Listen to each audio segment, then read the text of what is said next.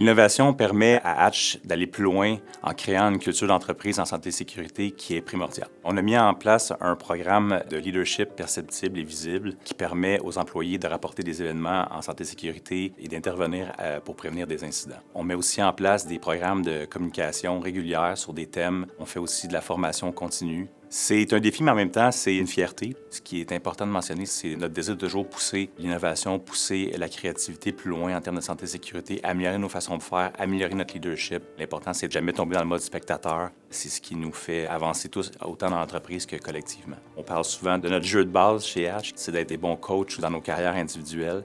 Ça contribue à bâtir un Québec qui est plus leader, plus sécuritaire. Le bien-être de nos employés nous tient particulièrement à cœur dans l'entreprise. Je pense vraiment que c'est important d'avoir du courage, de se remettre en question. Et la création de notre centre d'excellence est littéralement l'aboutissement de tout ça. Le centre d'excellence est vraiment une belle unité qu'on a formée dans l'entreprise pour être capable de représenter tous les professionnels qui se mettent ensemble et qui pensent sur qu'est-ce qu'on peut avoir comme impact au niveau des clients, au niveau de nos employés et au niveau de nos processus. On a une partie qui analyse les données, ce qui nous permet d'avoir un beau contrôle au niveau de tout ce qu'on fait sur le terrain aussi, puis d'avoir en temps réel, qu'est-ce qui fonctionne moins.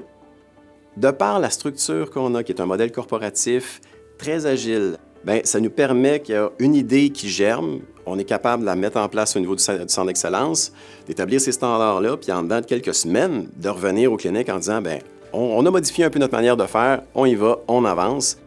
Donc, la culture d'innovation qu'on a implantée suscite un grand engagement au niveau des professionnels. Ça leur permet de réaliser que, moi aussi, je peux avoir un impact sur tout le monde et sur nos clients aussi en même temps.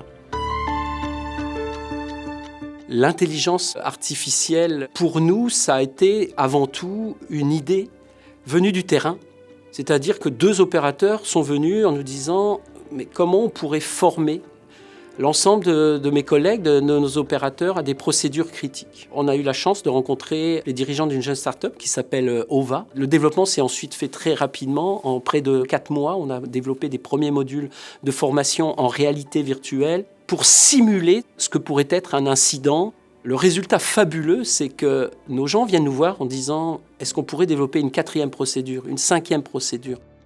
Le Québec a de grandes ambitions pour être un pôle mondial d'intelligence artificielle. Avoir des applications concrètes avec des acteurs aussi sérieux qu'ArcelorMittal, reconnus mondialement, c'est clair que ça peut être une belle vitrine pour le Québec.